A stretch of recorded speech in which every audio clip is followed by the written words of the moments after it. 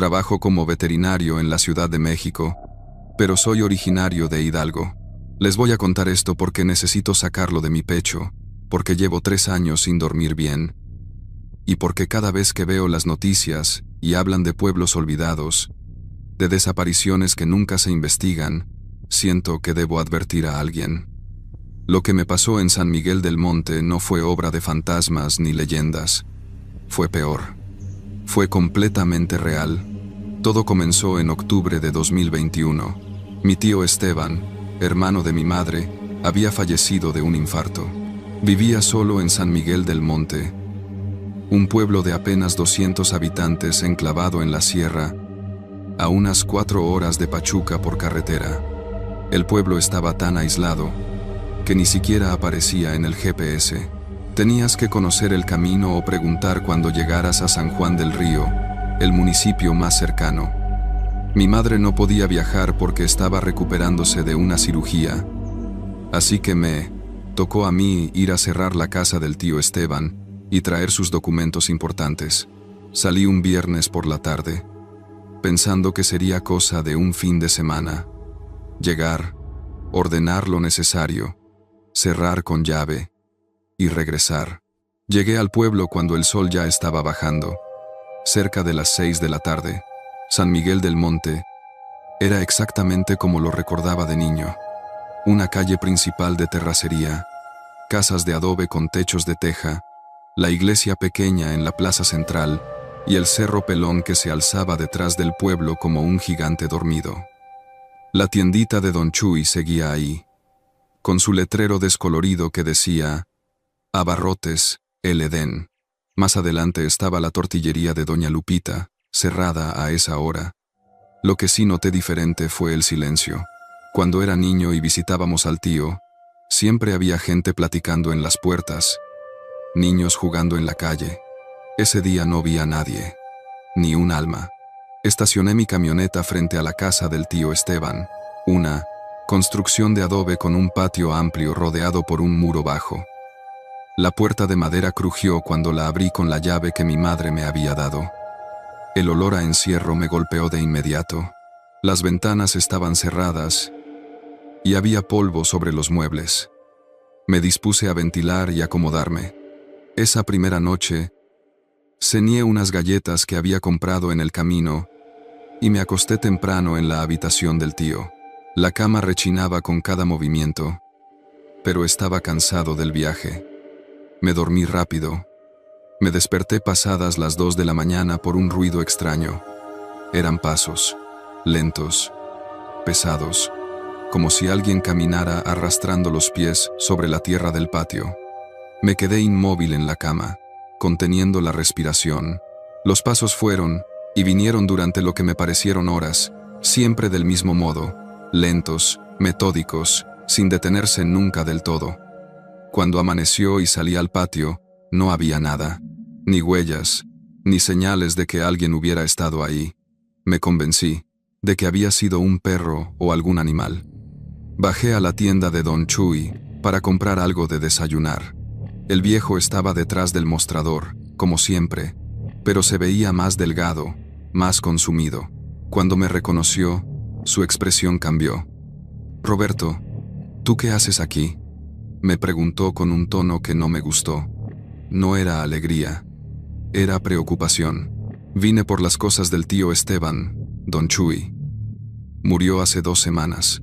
El anciano apretó los labios y negó con la cabeza. «Ya sé, lo supe. Mira, mijo, te voy a decir algo y no es por asustarte. Termina lo que tengas que hacer y vete hoy mismo. No te quedes otra noche». «¿Por qué? ¿Pasó algo en el pueblo?». Don Chuy miró hacia la puerta, como asegurándose de que nadie nos escuchara. «Aquí la gente se está yendo, poco a poco. Los que se quedan, bueno, están raros. Desde que llegaron esos tipos hace como 6 meses, nada es igual». «¿Qué tipos?». «No sé quiénes son.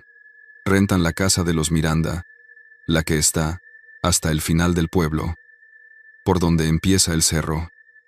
Dicen que son investigadores, que están estudiando no sé qué cosa del suelo o las plantas, pero van y vienen a horas raras, siempre de noche. Y desde que llegaron, han desaparecido 3 personas. El estómago se me hizo un nudo. ¿Desaparecido? ¿Cómo? Así nomás. Un día están, al otro no. La familia de Toño García, el que tenía el taller. Se fueron todos sin avisar. Lo mismo con la maestra Lucero. Y hace un mes, el sobrino de doña Marta, dicen que se fue a buscar trabajo a Querétaro. Pero yo lo vi 2 días antes, y no me dijo nada. Ese muchacho me platicaba todo. Compré pan, leche y algunas latas de atún. Don Chuy no me cobró. Es lo último que te voy a vender, Roberto. Yo también me voy mañana con mi hija a Tulancingo. Esto ya no es vida. Regresé a la casa pensando en lo que me había dicho. Quizá el viejo exageraba. Los pueblos chicos son así. Cualquier cosa se vuelve rumor, y el rumor se vuelve verdad. Pero sus ojos no mentían. Tenía miedo real. Pasé la mañana revisando los documentos del tío Esteban. Escrituras, actas, fotos viejas. En una caja encontré un cuaderno. Era una especie de diario que mi tío había llevado los últimos meses. Las primeras entradas eran normales. Anotaciones sobre el clima, pendientes de la casa, recetas de remedios caseros. Pero las últimas páginas me helaron la sangre. 15 de septiembre. Los de la casa Miranda salieron otra vez a las 2 a.m. Los escuché pasar frente a mi casa. Llevaban camioneta, van rumbo al cerro. 20 de septiembre. Hoy vi a uno de ellos en la tienda. Tiene una cicatriz en el cuello. Me miró feo cuando le pregunté a don Chuy de dónde era. No contestó. 28 de septiembre. Por la noche se escuchan ruidos desde el cerro, como máquinas. ¿Qué están haciendo ahí arriba? 3 de octubre. El hijo de doña Marta desapareció. Dicen que se fue, pero yo vi su mochila tirada cerca del camino que sube al cerro. No se la misa. Llevó. Algo malo está pasando. La última entrada estaba fechada 2 días antes de que mi tío muriera. 7 de octubre. Ya sé qué están haciendo. Me acerqué anoche hasta el cerro. Vi las luces. Vi los hoyos. Dios mío. Están sacando algo de ahí. Algo que no deberían. Mañana voy a ir a San Juan del Río a reportarlo. Si algo me pasa, que alguien. La frase quedaba cortada. Sin terminar. Sentí que el aire se me acababa. Mi tío había muerto de un infarto. Eso dijeron los de la funeraria que lo encontraron. Pero, ¿y si no había sido natural? ¿Y si había visto algo que no debía? Eran casi las 3 de la tarde. Y el sol todavía estaba alto. Tomé una decisión estúpida. Lo sé ahora. Pero en ese momento, sentía que le debía a mi tío descubrir la verdad. Si había algo raro en ese cerro, iba a averiguarlo a plena luz del día. Tomaría fotos y lo reportaría a las autoridades. Subí a mi camioneta y conduje por la calle principal hasta el final del pueblo. La casa de los Miranda era la última. Una construcción más nueva que las demás, de ladrillo, con un portón de metal. Había una camioneta Lobo negra estacionada afuera, con placas de Querétaro. Las ventanas de la casa tenían las cortinas cerradas. Seguí de largo por un camino de terracería que serpenteaba hacia el cerro. No era un camino muy transitado. La maleza crecía a los lados y había piedras sueltas. Mi camioneta iba brincando con cada hoyo. Subí durante unos 20 minutos hasta que el camino se hizo intransitable. Me bajé y continué a pie. El sol pegaba fuerte, pero había una brisa fría que bajaba del cerro. Caminé otros 15 minutos, siguiendo las huellas de llantas recientes en la tierra, y entonces lo vi. Había una excavación. No era pequeña. Era un hoyo de unos 10 metros de diámetro y al menos 5 de profundidad. Alrededor había sacos de cemento, herramienta, una planta eléctrica portátil, y lo peor, lonas azules, amontonadas a un lado que parecían cubrir bultos. Bultos del tamaño de una persona. El corazón me latía tan fuerte que podía escucharlo en mis oídos. Me acerqué con cuidado, tratando de no hacer ruido, aunque no había nadie a la vista. Saqué mi celular para tomar fotos, pero no había señal. Por supuesto que no. Estábamos en medio de la nada. Me arrodillé junto a una de las lonas y, con mano temblorosa, levanté una esquina. Lo que vi me hizo caer hacia atrás. No eran cuerpos, gracias a Dios, pero eran costales. Costales llenos de algo blanco. Uno estaba roto, y el polvo blanco se derramaba. Mi nariz reconoció el olor químico de inmediato. No era investigación científica. No eran estudiosos del suelo. Era un laboratorio clandestino. Estaban procesando droga y usando el cerro para enterrar quién sabe qué. Los desaparecidos. Dios.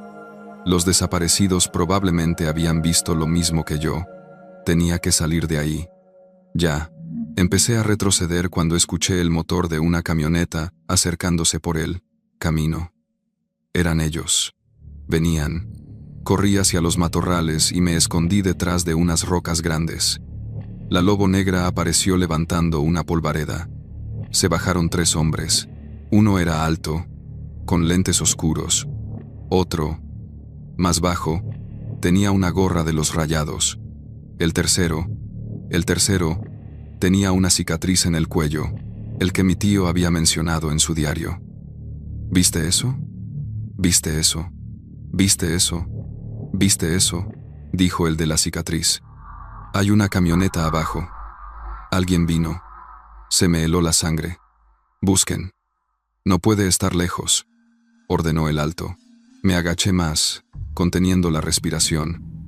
Podía escuchar sus pasos, aproximándose, registrando el área. Estaba a unos 50 metros de donde yo me escondía. Aquí hay huellas frescas, gritó uno. Sabía que me encontrarían. Eran 3, y yo estaba desarmado, solo, sin forma de pedir ayuda. Hice lo único que se me ocurrió. Salí corriendo hacia el lado opuesto del cerro, alejándome del camino, metiéndome entre la maleza espesa. Ahí va. Escuché el can, gritó detrás de mí. Corrí como nunca en mi vida. Las ramas me arañaban la cara y los brazos. Piedras sueltas me hacían tropezar. Escuchaba sus voces detrás, cada vez más cerca. Uno de ellos disparó al aire. El sonido del balazo retumbó en el cerro. No sé cuánto corrí. Tal vez 30 minutos, tal vez 1 hora. Solo corría, bajando la ladera del otro lado del cerro, adentrándome en un terreno que no conocía. Finalmente, llegué a un barranco con un arroyo seco. Me metí debajo de un saliente de roca, aplastándome contra la tierra, lleno de lodo y sudor. Esperé. Escuchaba sus voces a lo lejos, buscándome, gritándose instrucciones entre ellos. Se quedaron buscando hasta que oscureció. Luego silencio. Me quedé ahí hasta pasada la medianoche, sin atreverme a mover un músculo. Cuando finalmente salí, caminé usando las estrellas para orientarme, evitando el cerro, bordeándolo hasta que vi a lo lejos las luces tenues de San Miguel del Monte. Llegué al pueblo a las 4 de la mañana. Fui directo a mi camioneta, que seguía donde la había dejado cerca de la casa de los Miranda. Gracias al cielo, ahí estaba, con el corazón en la boca. Arranqué y salí del pueblo pisando el acelerador a fondo. No paré hasta llegar a San Juan del Río. Ahí, con señal de celular, llamé a la policía estatal. Les conté todo. Hicieron el reporte, pero me dejaron claro que sin pruebas físicas, sin fotos, sin testigos, era difícil que enviaran un operativo inmediatamente. Me pidieron que fuera a declarar formalmente. Lo hice. Declaré todo. Dejé el diario de mi tío como evidencia. Un mes después, me llamaron para decirme que habían ido a San Miguel del Monte. La casa de los Miranda estaba vacía. Como la excavación en el cerro había sido tapada, no encontraron nada. Los pocos habitantes que quedaban en el pueblo dijeron no saber nada de ningún laboratorio. Don Chuy ya se había ido. La tienda estaba cerrada con candado. Nunca volvieron a contactarme. El caso, me imagino, se archivó. Yo cerré la casa de mi tío a distancia, contratando a alguien de San Juan del Río para que lo hiciera por mí. Nunca regresé a San Miguel del Monte. Pero sé lo que vi. Sé que mi tío Descubrió algo que le costó la vida, disfrazado de muerte natural. Sé que hay pueblos olvidados donde pasan cosas terribles, y nadie voltea a ver porque son lugares que no le importan a nadie, donde las desapariciones se explican con «se fueron a buscar trabajo» y nadie investiga de verdad. Todavía tengo pesadillas con el sonido de ese disparo, con las voces de esos hombres buscándome entre los matorrales, con las lonas azules y lo que probablemente había debajo de ellas. Les cuento esto porque si alguna vez tienen que ir a un pueblo olvidado, a un lugar donde la gente de pronto se va sin explicación, donde llegan extraños y nadie hace preguntas, no se queden a averiguar, no sean curiosos como yo, no sean valientes como mi tío Esteban, solo váyanse, porque en los pueblos más alejados, donde no llega la ley, ni la atención de nadie, pueden pasar las peores cosas. Y nadie, absolutamente nadie, va a venir a ayudarlos.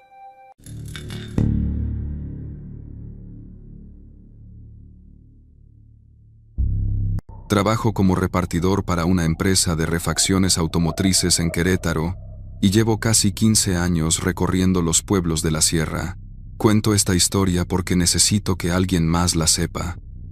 Porque hay noches en que no puedo dormir pensando en lo que vi, en lo que casi me pasa. Mi esposa dice que debería olvidarlo, que fue solo un susto. Pero ella no estuvo ahí. Ella no vio sus ojos. Todo comenzó un martes de noviembre del año pasado. Mi jefe me pidió que llevara un pedido urgente a San Miguel del Monte, un pueblo pequeño enclavado en la sierra, a unas 3 horas de la ciudad. No es un lugar turístico ni nada parecido. Tiene una iglesia, una tienda de abarrotes que se llama La Guadalupana, una primaria y tal vez unas 200 casas dispersas entre los cerros. La carretera para llegar es de terracería en el último tramo, llena de curvas cerradas donde apenas cabe una camioneta. Yo había ido a San Miguel del Monte 2 veces antes, siempre de día, siempre rápido. Dejaba el pedido en el taller mecánico de don Esteban y me regresaba. Esta vez el pedido se atrasó en la bodega, y cuando finalmente pude salir, ya eran casi las 4 de la tarde. Sabía que llegaría de noche, pero pensé que no había problema. Conocía el camino. El cielo se puso oscuro más rápido de lo normal. A mitad de la sierra empezó a caer una llovizna fina que hacía resbalosa la terracería. La camioneta patinaba en las curvas y tuve que reducir la velocidad. En la radio solo se escuchaba estática. Los pinos a los lados del camino parecían gigantes negros en la penumbra. Llegué a San Miguel del Monte pasadas las 7 de la noche. El pueblo estaba más oscuro de lo que recordaba. Apenas había luz en algunas ventanas, y las calles estaban completamente vacías. Ni un perro, ni un niño jugando. Nada. Solo el sonido de la lluvia contra el parabrisas. El taller de don Esteban estaba cerrado, con candado y todo. Toqué la puerta varias veces. Grité su nombre, pero nadie respondió. La tienda La Guadalupana también estaba cerrada, lo cual era raro porque don Esteban me había dicho por teléfono que me estaría esperando. Saqué mi celular para llamarlo, pero no había señal. En esos pueblos serranos la señal es un lujo. Me quedé parado frente a la camioneta, bajo la lluvia, sin saber qué hacer. No podía regresar esa misma noche, pero la carretera mojada en la oscuridad era peligrosa. O podía quedarme hasta el día siguiente y buscar a don Esteban en la mañana. Fue entonces cuando la vi. Una mujer salió de entre las casas, caminando despacio por el centro de la calle. Llevaba un rebozo sobre la cabeza y venía directamente hacia mí. Me dio gusto ver a alguien. «Buenas noches, señora», le dije cuando estuvo cerca. «Disculpe, ¿sabe dónde puedo encontrar a don Esteban, el del taller?» Ella se detuvo como a 3 metros de distancia. No podía verle bien la cara por tren. Dende, la oscuridad y el rebozo, pero noté que era delgada, tal vez de unos 60 años. «Se fue», me dijo con voz ronca. «Todos se fueron». ¿Cómo que todos? ¿A dónde?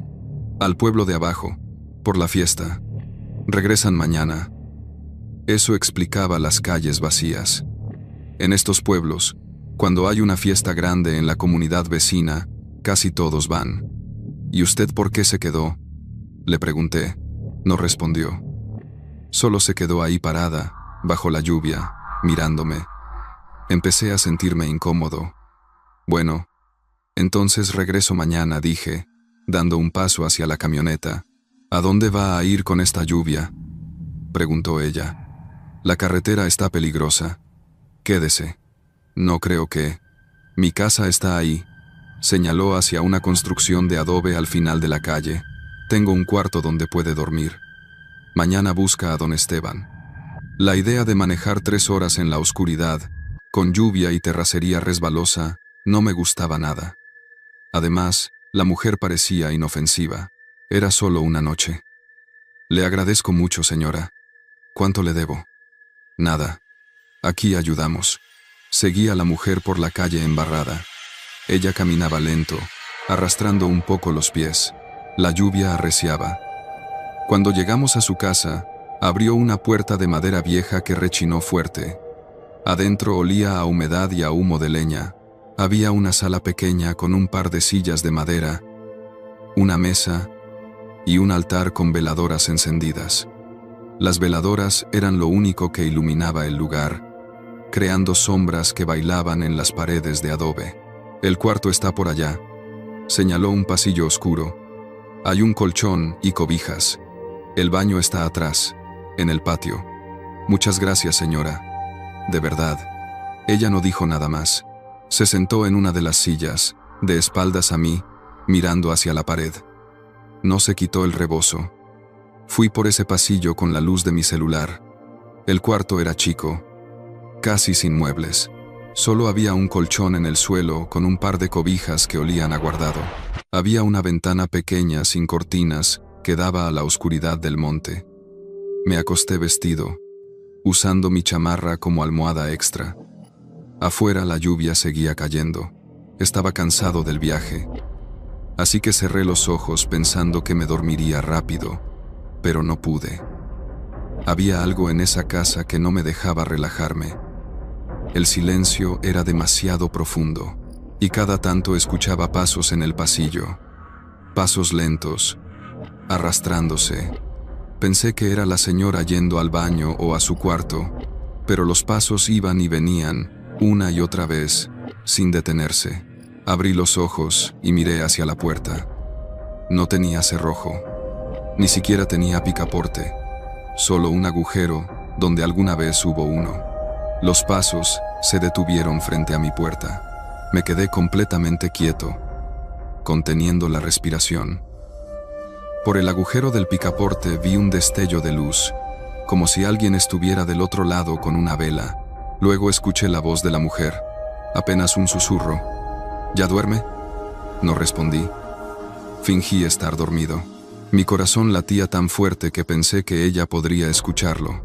Los pasos se alejaron lentamente. Esperé varios minutos antes de moverme. Revisé mi celular.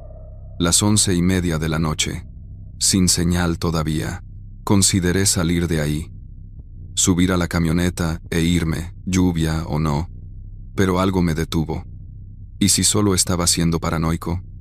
La señora tal vez solo quería verificar que estuviera bien. Decidí esperar hasta el amanecer. Cerré los ojos de nuevo.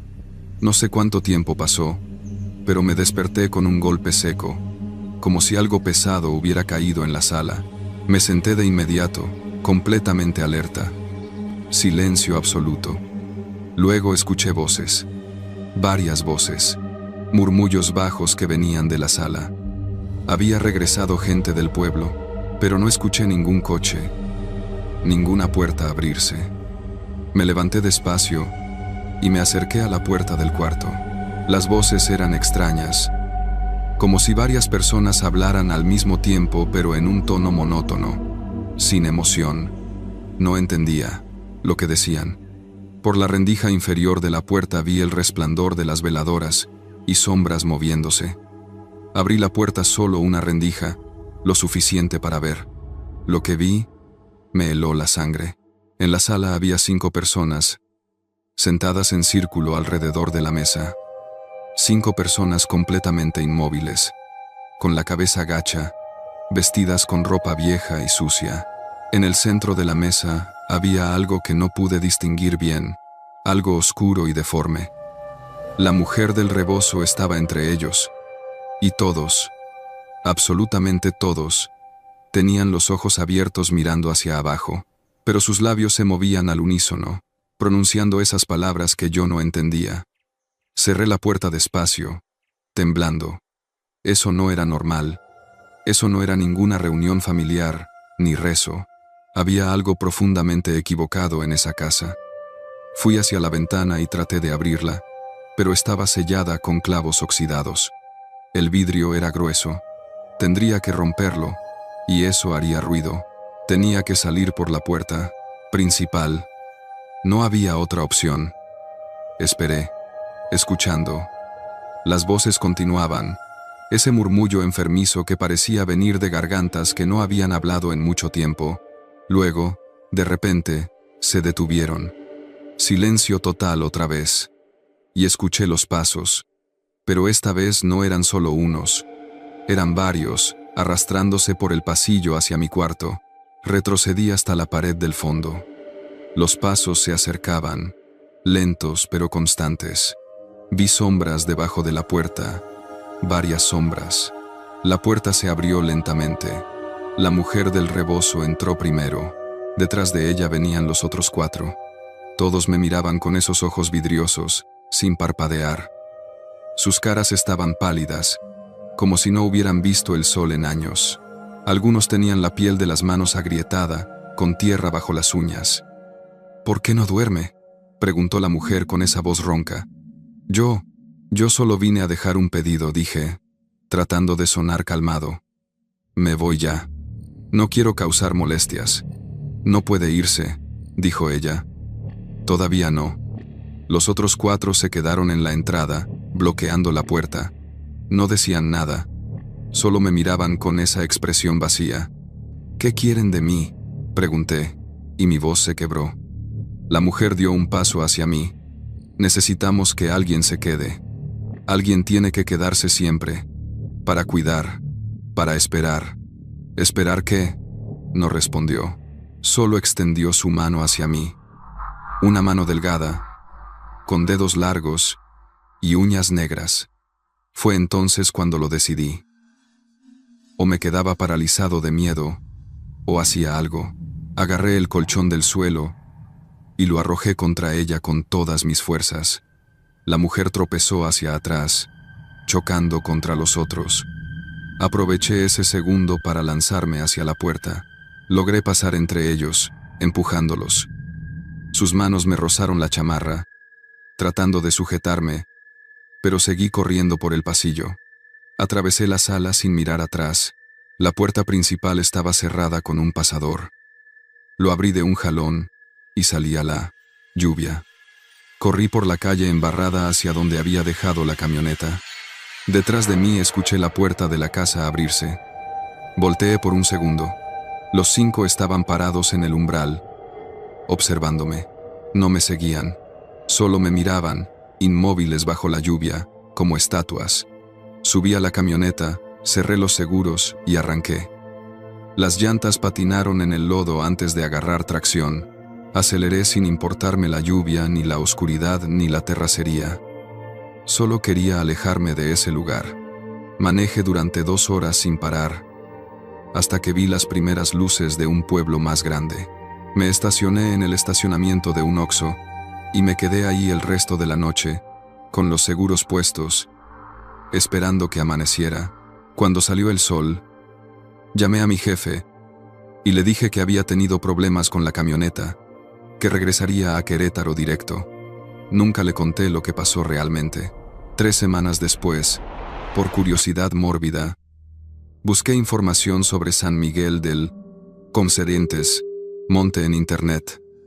Encontré muy poco, solo menciones en censos viejos, pero encontré una noticia de hace 10 años. Misterioso éxodo en pueblo serrano. Habitantes abandonan sus hogares sin explicación. Según la nota, casi todos los residentes de San Miguel del Monte se fueron de un día para otro, dejando sus casas con todo adentro. Las autoridades nunca supieron por qué. Algunos dijeron que fue por falta de servicios, otros por supersticiones. El pueblo quedó prácticamente abandonado. No he vuelto a San Miguel del Monte. Le pedí a mi jefe que asignara esa ruta a otro repartidor. Él aceptó sin hacer preguntas. Pero hay noches, especialmente cuando llueve, en que me despierto sudando, recordando esas 5 figuras paradas bajo la lluvia, mirándome con ojos que no parecían humanos. Y me pregunto, ¿quién estará cuidando ahora? ¿Quién se quedó en mi lugar? Ompunando, ¿quién se quedó en mi lugar?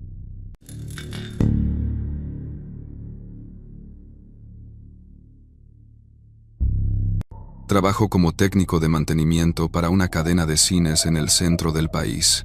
Les cuento esta historia porque necesito que alguien más la sepa. Porque lo que viví en San Miguel del Monte me quitó el sueño durante meses. Y porque todavía hay gente desaparecida que nadie busca. Todo empezó en marzo del año pasado, cuando mi jefe me mandó a revisar las instalaciones de un cine que habían cerrado en ese pueblo. San Miguel del Monte queda como a 3 horas de Querétaro, enclavado entre cerros pelones y milpas. Es uno de esos lugares que la carretera olvidó, donde la gente joven se va, y solo quedan los viejos cuidando casas de adobe que se caen a pedazos.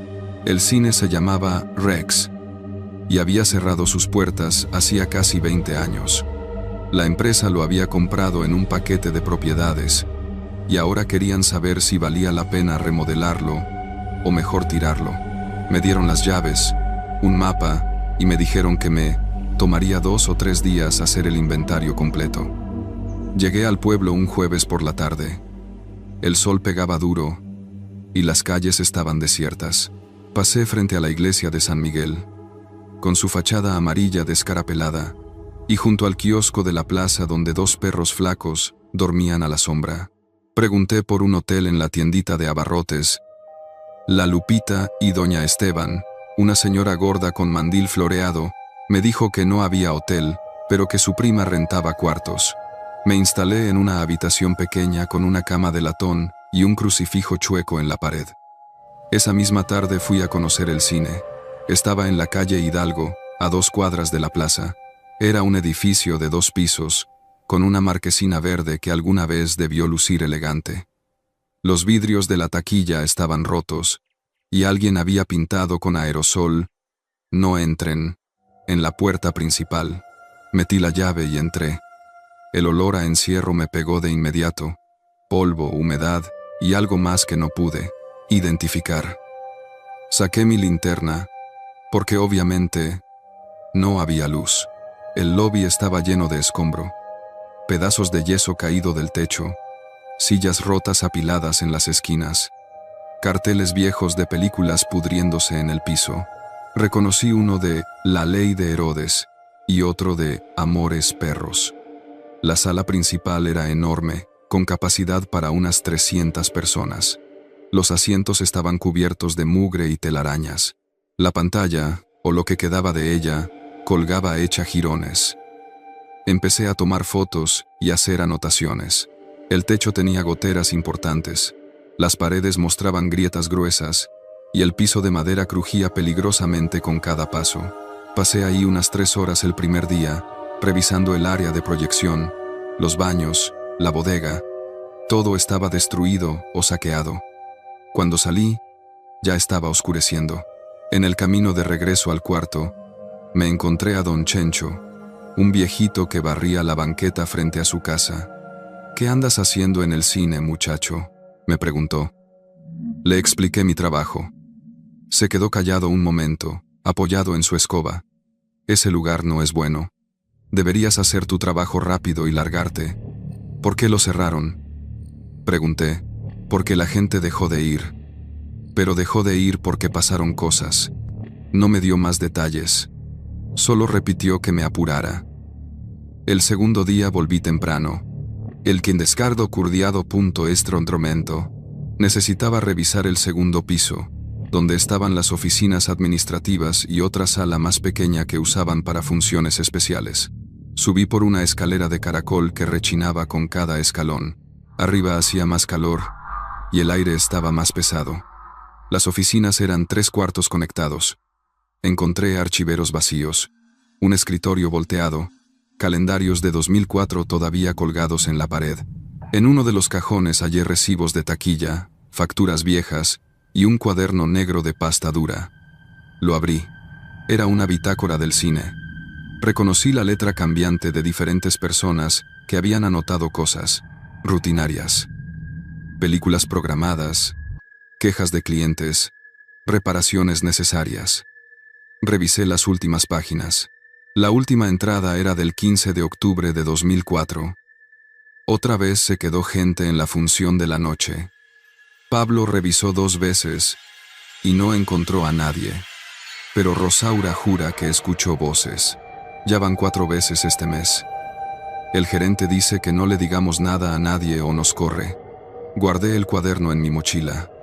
La sala pequeña del segundo piso era diferente.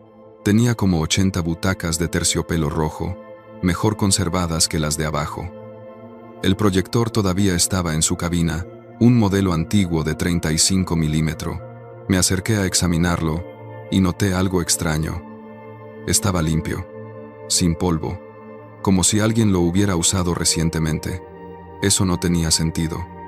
El edificio llevaba cerrado desde 2004. Revisé la cabina completa. Encontré latas de película apiladas en un estante. Saqué una al azar y leí la etiqueta escrita a mano. Función especial, no catalogada. Las otras latas tenían etiquetas similares. Estaba guardando todo cuando escuché un ruido abajo, como pasos arrastrándose. ¿Hay alguien ahí?, grité. Silencio. Bajé despacio, con la linterna en una mano y mi celular en la otra, aunque no tenía señal ahí dentro. El lobby estaba vacío. La puerta principal seguía cerrada como la había dejado, pero había algo diferente. Huellas frescas en el polvo del piso. Huellas que no eran mías. Eran más pequeñas, como de niño o de una mujer delgada, y se dirigían hacia la sala principal. Las seguí, llegaban hasta la mitad de la sala, y ahí desaparecían. Simplemente desaparecían, como si quien las hizo se hubiera evaporado.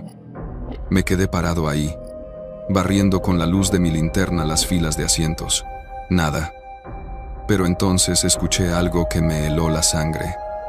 El sonido inconfundible de un proyector encendiéndose. Venía del segundo piso. Subí corriendo. Masan, Masan, Masan, Masan, Masan. La puerta de la sala pequeña estaba abierta de par en par. Adentro, el proyector estaba funcionando.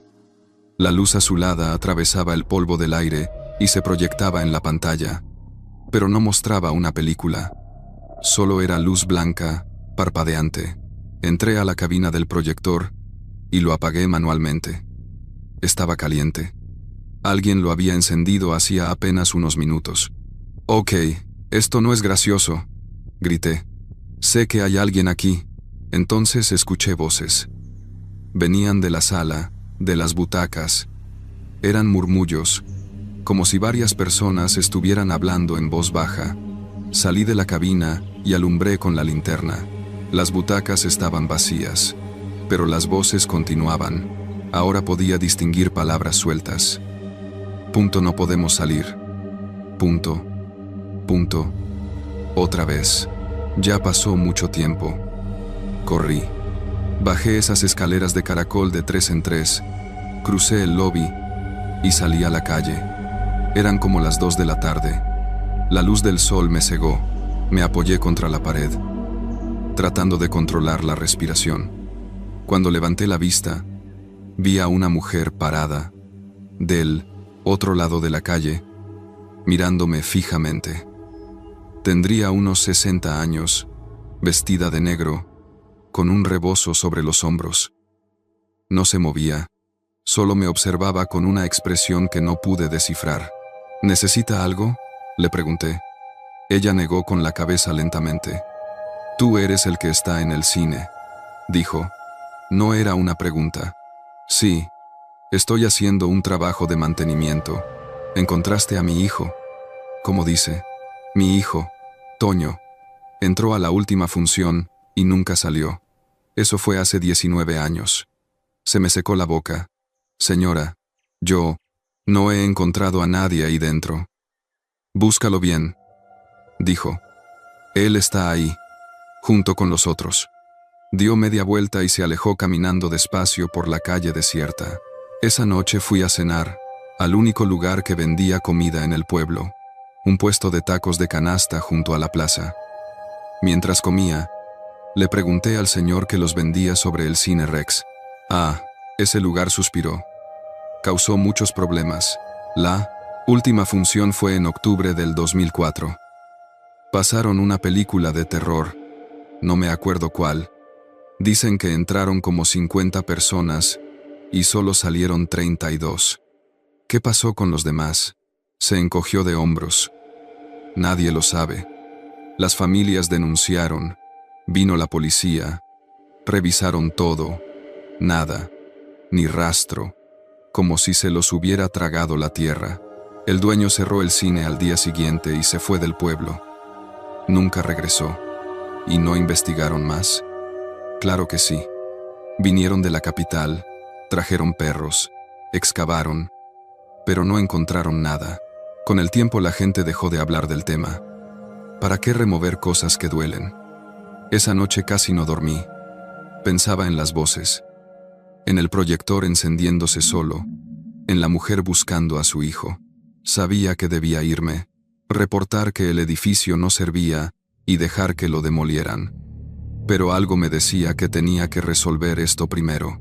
El tercer día regresé al cine con una misión: revisar cada centímetro de ese lugar. Tenía que haber una explicación lógica. Tal vez un vagabundo se había metido a vivir ahí y me estaba jugando bromas pesadas. Tal vez las voces venían de algún ducto que conectaba con otro edificio. Tenía que ser algo así.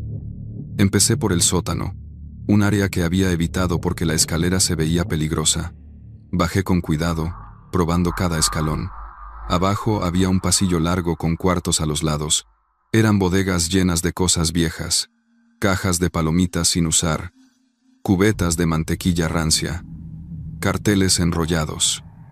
Al fondo del pasillo había una puerta de metal. Estaba cerrada con candado, pero el metal estaba tan oxidado que con un par de patadas la abrí. Adentro había otra sala, más pequeña que las otras, con quizá 30 butacas, pero estas butacas estaban ocupadas. Me acerqué despacio, iluminando con la linterna. No eran personas. .compresa, minde.com, eran maniquíes, vestidos con ropa normal, sentados en posiciones naturales, como si estuvieran viendo una película. Conté 18 en total. Entonces vi algo que me hizo retroceder. La ropa era de verdad, usada, con manchas y roturas, y en el piso, bajo cada maniquí, había zapatos, zapatos viejos pero reales, zapatos que habían sido usados. Me acerqué a uno de los maniquíes. Llevaba puesta una chamarra de mezclilla descolorida. En el bolsillo encontré una cartera. La abrí con manos temblorosas. Había una credencial del IFE vencida. Antonio Medina Ruiz. La foto mostraba a un chico de unos 17 años. Toño, el hijo de la mujer de negro. Revisé otros maniquíes. Todos tenían identificaciones, carteras, bolsas. Todos eran personas reales. Personas que habían desaparecido del pueblo en diferentes años. Mi respiración se aceleró. Esto no era una broma. Alguien había estado secuestrando gente y... ¿Qué? ¿Haciéndolos desaparecer? ¿Matándolos? ¿Por qué vestir maniquíes con su ropa? Entonces escuché el proyector encenderse arriba. Esta vez no iba a correr. Subí decidido, con el celular grabando. Necesitaba evidencia de lo que estaba pasando. Llegué a la sala pequeña del segundo piso. El proyector estaba funcionando de nuevo, y ahora sí, había una película en la pantalla. Me senté en una de las butacas para verla mejor. La imagen era en blanco y negro, borrosa. Mostraba esta misma sala, llena de gente. Podía ver sus rostros claramente. Algunos comían palomitas, otros conversaban en voz baja. Entonces, la cámara hizo un paneo y enfocó la entrada de la sala. Un hombre entró. Llevaba un uniforme de acomodador. Cerró las puertas con llave desde adentro. La gente en la película no pareció notarlo. El hombre sonrió a la cámara. La imagen cambió. Ahora mostraba a ese mismo hombre en el sótano, en la sala secreta, pero la sala estaba vacía de maniquíes. En su lugar había personas reales, atadas a las butacas. La imagen se volvió borrosa otra vez, y cuando se aclaró, las personas ya no estaban. Solo había ropa amontonada en el suelo. El proyector se detuvo. El carrete había terminado. Me quedé sentado, procesando lo que había visto. Esto era una confesión filmada. El encargado del cine, quienquiera que fuera, había documentado sus crímenes. Pero, ¿dónde estaban los cuerpos? ¿Qué había hecho con ellos? Escuché pasos detrás de mí. Me volteé. Un hombre viejo estaba parado en la entrada de la sala. Llevaba el mismo uniforme de acomodador de la película. «Veo que encontraste mi obra», dijo con voz rasposa. Me levanté de un salto. «¿Quién eres?» «El último empleado del Cine Rex. El único que se quedó después del cierre. Alguien tiene que mantener el lugar funcionando. Tú mataste a toda esa gente». Se rió, una risa seca, sin humor. «No los maté. Les di un propósito. Se convirtieron en público eterno. ¿Sabes cuántas veces viene la gente a ver una película una sola vez y luego la olvida? Yo les di inmortalidad. Siempre estarán aquí, siempre viendo la misma función. Siempre. Estaba completamente loco. La policía va a saber de esto, dije, retrocediendo hacia la salida. No creo. Verás, yo también necesito un nuevo acomodador. Sacó algo de su bolsillo. Un trapo. El olor dulzón del cloroformo llenó el aire. Corrí hacia la escalera, pero él era más rápido de lo que parecía. Me agarró del brazo. Forcejeamos. Logré golpearlo en el estómago y se dobló. Bajé las escaleras tropezando. Crucé el lobby. Llegué a la puerta principal. Estaba cerrada con llave. Mi llave no estaba en mi bolsillo. La había dejado arriba.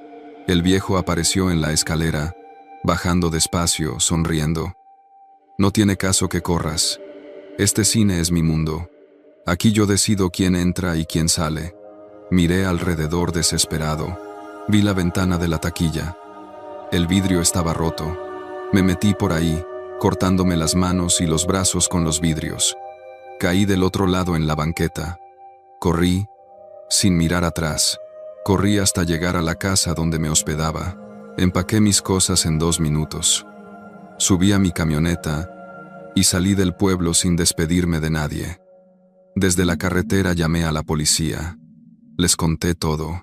Tardaron en creerme, pero finalmente enviaron una patrulla al pueblo.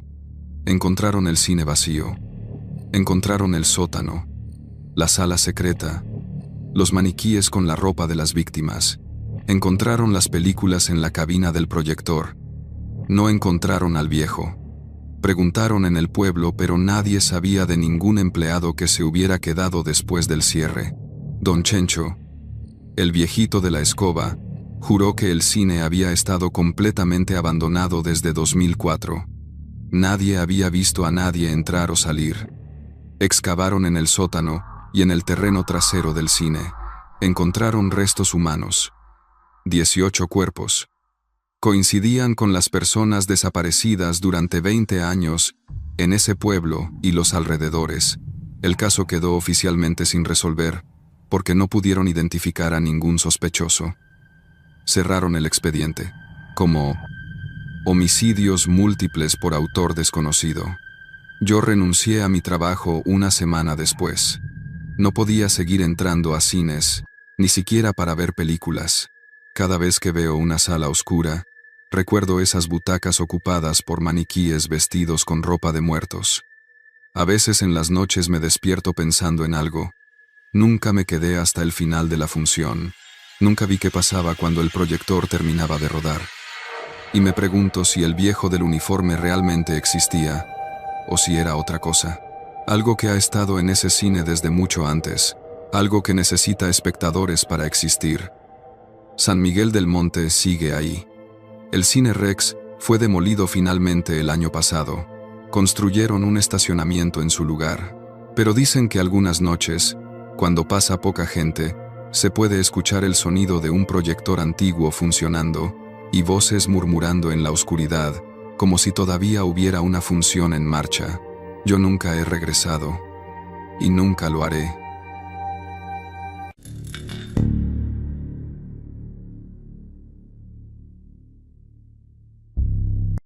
Soy técnico de mantenimiento para una cadena de cines en el centro de México.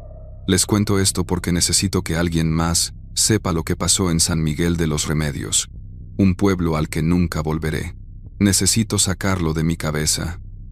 Aunque sé que las palabras no van a ser suficientes para explicar por qué renuncié a mi trabajo después de 15 años, por qué ahora me despierto a las 3 de la mañana revisando que las puertas estén cerradas con llave.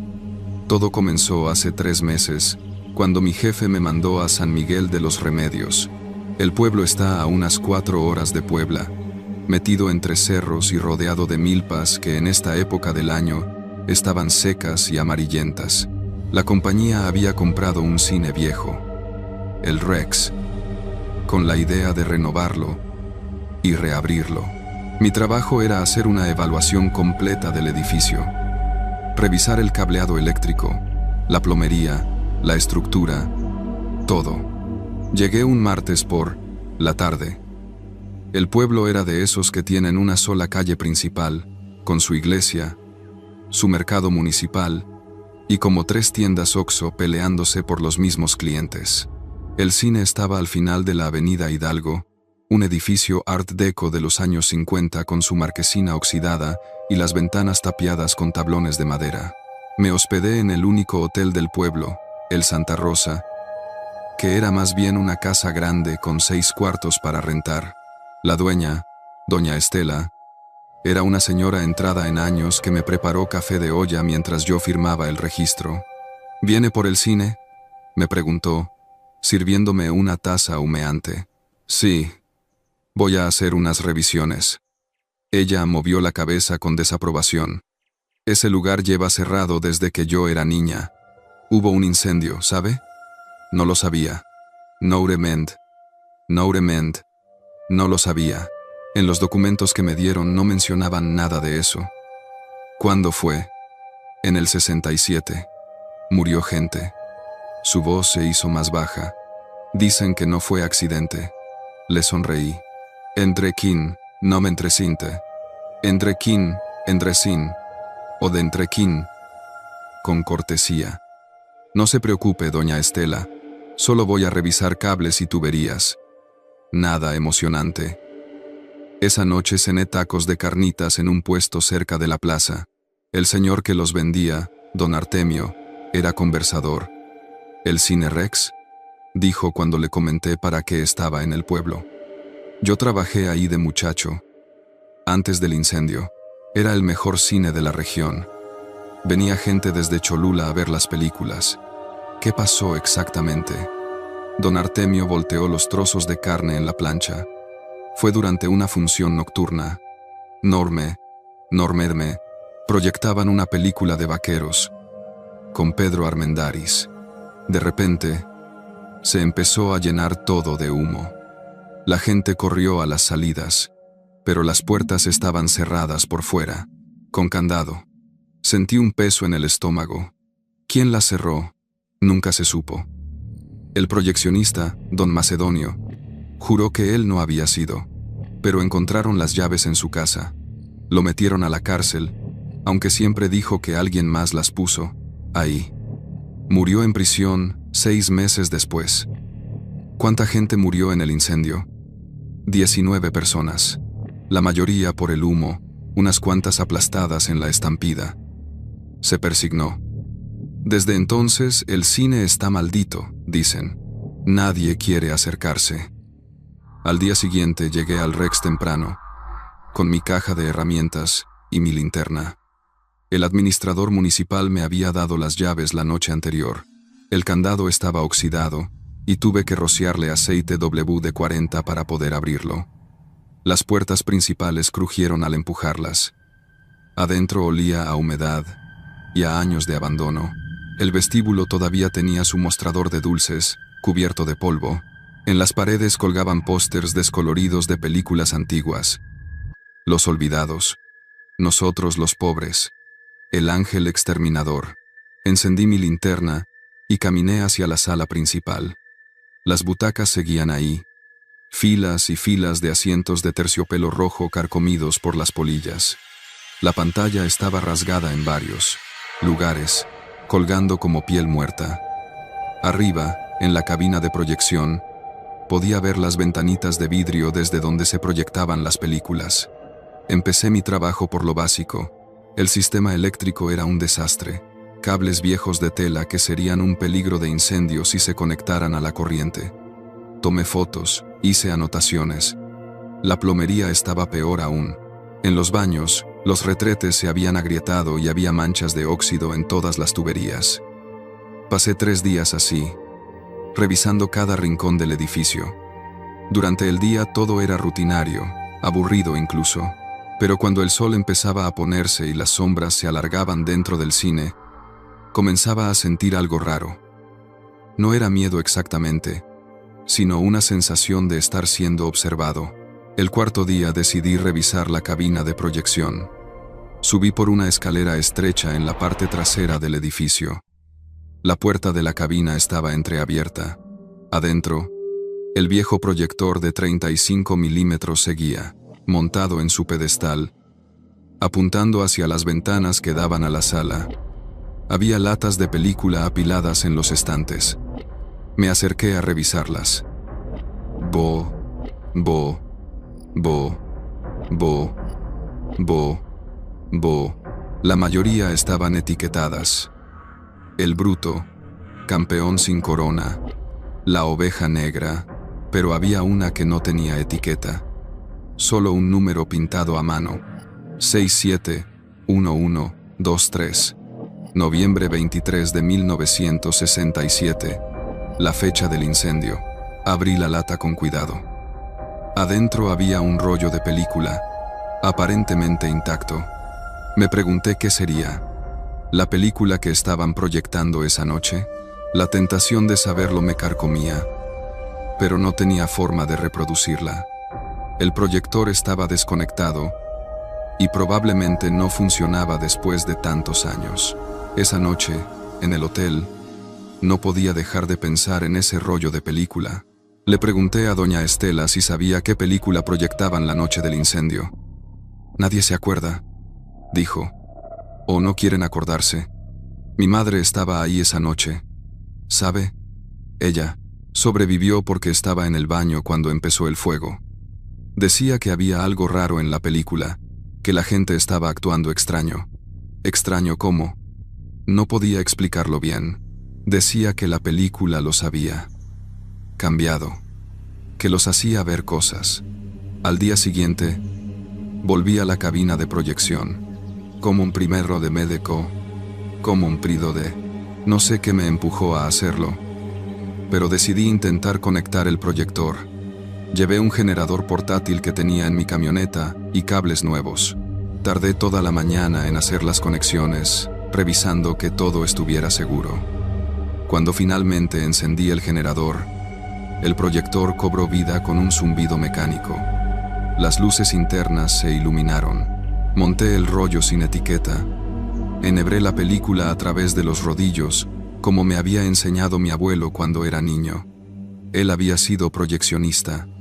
Apunté mi linterna hacia el interruptor que activaba el motor.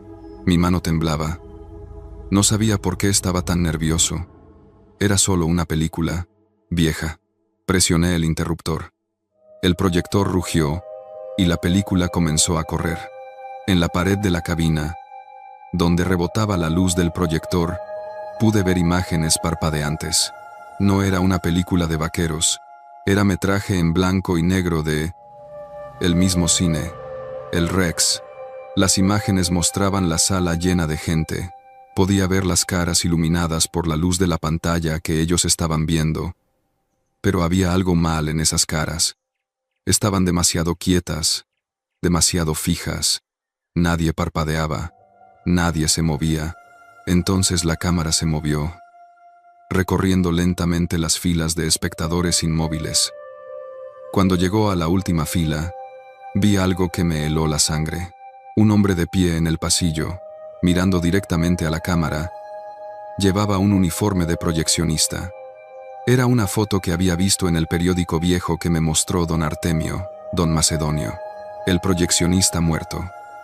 En la película, don Macedonio levantó la mano lentamente y apuntó hacia la cámara, hacia mí. Su boca se movió, formando palabras que no podía escuchar. Apagué el proyector de un manotazo. Mi respiración era agitada. Mi corazón latía como tambor. Me dije que solo era una película vieja. Algún tipo de metraje documental de antes del incendio. Pero eso no explicaba por qué don Macedonio parecía estar mirándome directamente. Bajé corriendo de la cabina. Necesitaba salir del edificio, necesitaba aire fresco. Pero cuando llegué al vestíbulo, las puertas principales estaban cerradas. Tiré de ellas con desesperación. No se movían. No, murmuré, buscando mis llaves en los bolsillos. Las encontré y traté de abrir el candado desde adentro, pero mis manos temblaban tanto que la llave se me cayó. Sonó al golpear el piso de mosaico. Entonces escuché algo, un sonido que venía de la sala principal. Pasos. Alguien estaba caminando entre las butacas. Recogí mis llaves, respirando profundo. Podía ser cualquier cosa. Un animal que se había metido, un indigente buscando refugio. Saqué mi linterna y me obligué a caminar hacia la sala. ¿Hay alguien ahí? Mi voz sonó débil, tragada por el espacio vacío. Los pasos se detuvieron. Iluminé la sala con mi linterna. Las filas de butacas vacías se extendían hacia la oscuridad. No había nadie. Pero entonces, vi algo que no había visto antes. En varios de los asientos había manchas oscuras, como si alguien se hubiera sentado ahí recientemente. Me acerqué a examinar una de las manchas. No era polvo, era ceniza. Un crujido detrás de mí me hizo girar. La puerta de la cabina de proyección estaba abierta. Podía ver luz saliendo de ella, pero yo había apagado el proyector. Estaba seguro. Subí de nuevo las escaleras. Cada paso un esfuerzo de voluntad. La luz provenía del proyector, que estaba funcionando otra vez. Pero esta vez, no había película en los rodillos, solo luz blanca, pura, proyectándose hacia la sala. Me asomé por las ventanas de la cabina para ver la pantalla. Lo que vi me hizo retroceder hasta golpear la pared. En la pantalla no había imagen de ninguna película. Había personas reales, de pie en el escenario, mirando hacia la sala, hacia mí. Contaré 19. Hombres, mujeres, niños, todos vestidos con ropa de los años 60, todos con quemaduras en la cara y los brazos. Las víctimas del incendio. Uno de ellos levantó la mano y señaló hacia la cabina. Los demás hicieron lo mismo. 19 dedos apuntando hacia donde yo estaba. Entonces, empezó el humo. Brotaba de las rendijas de las puertas, se colaba por los ductos de ventilación.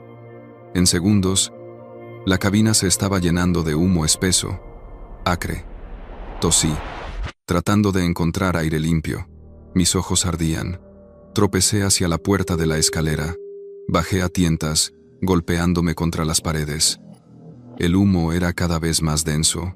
Podía escuchar el crepitar de llamas, aunque no podía ver fuego por ningún lado.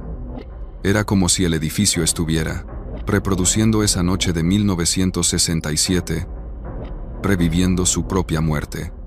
Llegué al vestíbulo gateando. Las puertas principales seguían cerradas.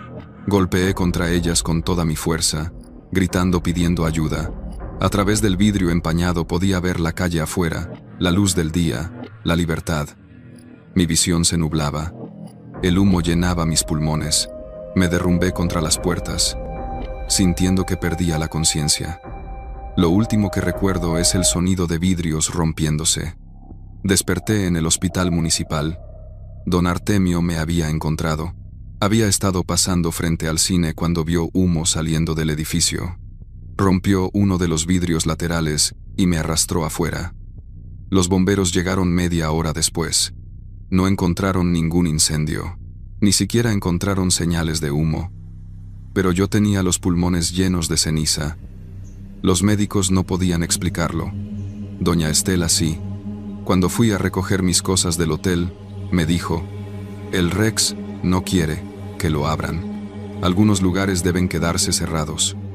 Esa misma tarde me subí a mi camioneta y manejé de regreso a Puebla. Renuncié por teléfono. No me importó perder mi antigüedad. No me importó perder nada. Le dije a mi jefe que encontrara a otro técnico. Sé que no me van a creer. Sé que pensarán que fue una alucinación por inhalar algo en ese edificio viejo. Quizás tengan razón. Quizás todo fue cosa de hongos tóxicos o gases acumulados durante décadas. Pero entonces, ¿por qué sigo tosiendo ceniza cada noche? ¿Por qué cuando cierro los ojos, veo 19 personas quemadas señalándome? El Cine Rex sigue cerrado. Escuché que la compañía canceló el proyecto de renovación sin dar explicaciones. El edificio está a la venta ahora, pero nadie quiere comprarlo. Si alguna vez pasan por San Miguel de los Remedios y ven ese viejo cine al final de la avenida Hidalgo, sigan de largo. No se acerquen. Algunos lugares no quieren ser salvados. Algunos lugares, solo. Sí, la Terque. Sí, la Terque. Sí, la Terque. La Terque. La Terque. Quieren ser olvidados.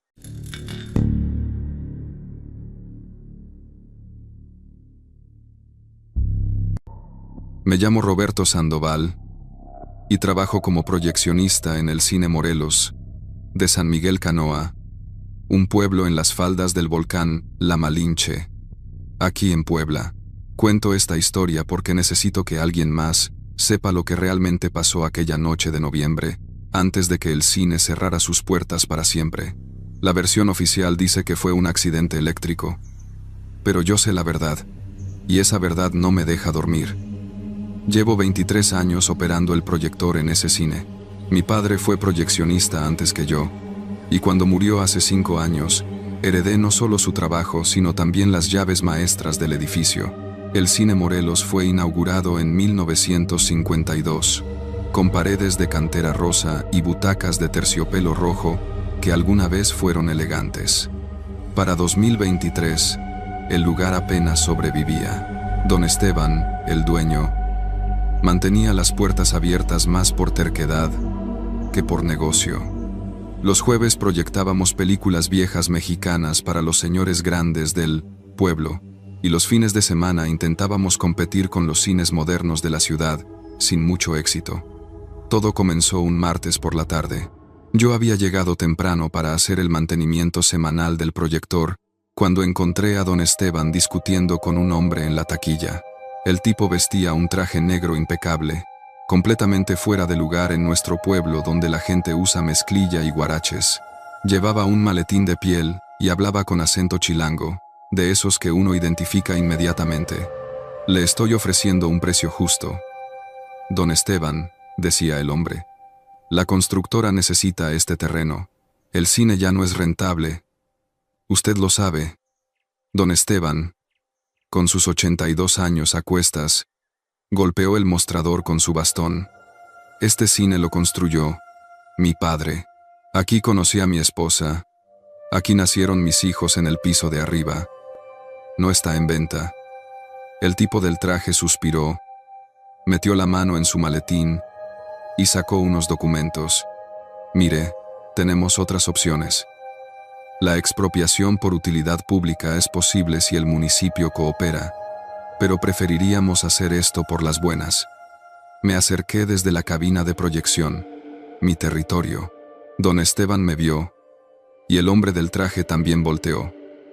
Roberto, este señor ya se va, dijo don Esteban con firmeza. El tipo recogió sus papeles, me dirigió una mirada que no me gustó nada y salió sin despedirse. La puerta de cristal se cerró detrás de él con un golpe seco. ¿Problemas, don Esteban?, pregunté.